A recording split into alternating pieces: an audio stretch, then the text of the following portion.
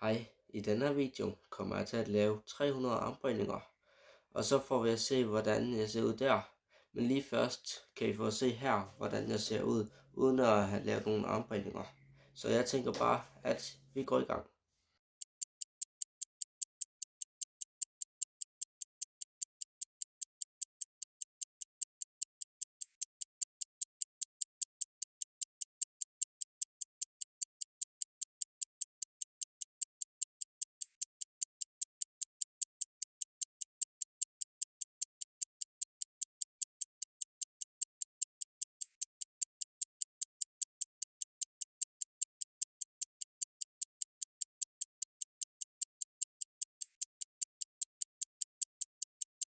Og det her er sådan, jeg ser ud efter de 300 armbøjninger. Prøv at skrive, om man kan se en forskel i kommentaren.